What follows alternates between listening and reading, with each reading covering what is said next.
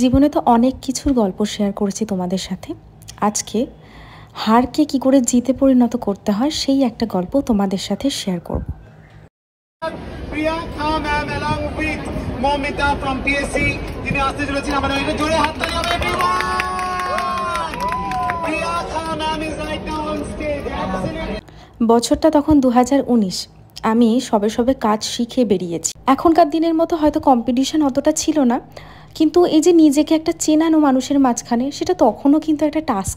একদম প্রথম bridal booking পেয়েছিলাম জানো, শিখে বেরিয়েই ব্রাইডাল বুকিং পেয়েছিলাম, মিথ্যে কথা বলবো না। ওই 1-2 মাস পরেই তারপরে গিয়ে কি হলো, ব্রাইডাল বুকিং হলো, তিনি কিছু টাকা দিয়ে গেলেন, আমাকে বুক করে গেলেন, আমার পার্লারেই এসেছিলেন। তো একদিন হঠাৎ করে, তার বিয়ের কিছু মাস আগে হবে, আমার পার্লারে এলেন সেই মহিলা এবং তার বৌদি।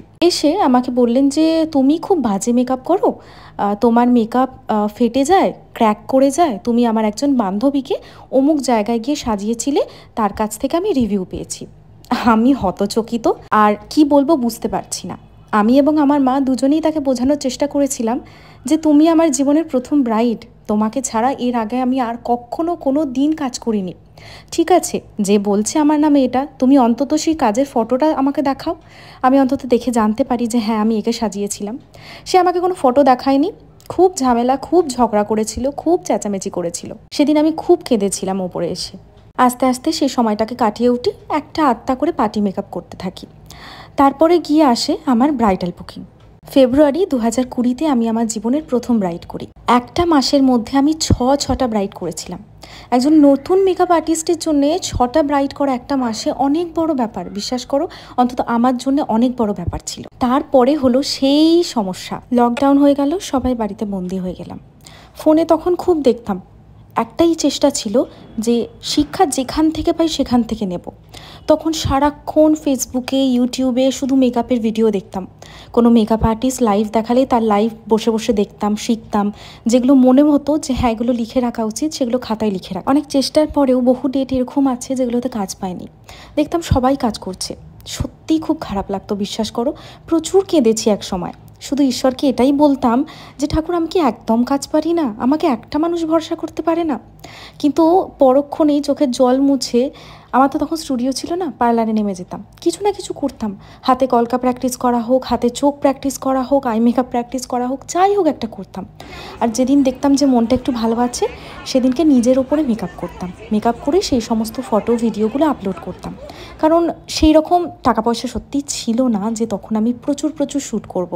কিন্তু একটা জিনিস আমি কখনো ছাড়িনি, সেটা হচ্ছে নিজের ওপরে ভরসা, প্রচুর প্র্যাকটিস করা এবং ঈশ্বরের ওপরে অগাধ আস্থা।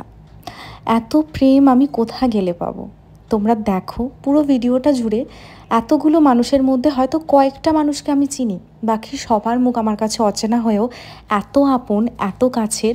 তার কারণ তারা প্রত্যেকে আমার কাজের সাথে যুক্ত, আমার কাজকে ভালোবেসে, আমার উপরে বিশ্বাস রেখে আমার সাথে যুক্ত। তারা আমাকে দাঁড়িয়ে দেখলো, তাদের সময়টা আমাকে দিল। কারণ কি না, আমি হয়তো তাদেরকে কিছু দেখাতে পারবো যেটা তারা শিখতে পারবে। এই ভরসাটার ওপরে গিয়ে আর কিছু হয় না। তাই যখন শুরু করছো, নিজের ওপরে সংশয় প্রচুর আসবে, আমারও এসেছে, সবারই আসে। নিজের ওপর এবং ঈশ্বরের ওপরে আস্থা কখনো হারাবে না। জার্নির একটা পথ চলারটুকুর গল্প তোমাদের বললাম।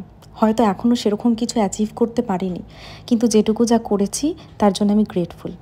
এবং তোমরা যারা মনে করছো যে আমার কাছে এলে হয়তো কিছু আমি শেখাতে পারবো, আমাদের স্ক্রিনে ডিটেলস যাচ্ছে। আমাদের 4 days দমদম ক্লাসে যারা ভর্তি হতে চাইছো অ্যাডভান্স মেকআপ এবং হেয়ারের জন্য, অলরেডি মেকআপ আর্টিস্ট কিন্তু একটু স্কিলটাকে শার্প করার দরকার আছে, তারা অবশ্যই ভর্তি হতে পারো। আর যারা আমাদের basic to advance bridal master ক্লাসে আসতে চাইছো, যেটা আমাদের সিঙ্গুরে করানো হয়, ওটা দুর্গাপুজোর পর থেকে হবে এবং সিট বুকিং ওপেন রয়েছে, ওটাতেও তোমরা বুক করতে পারো।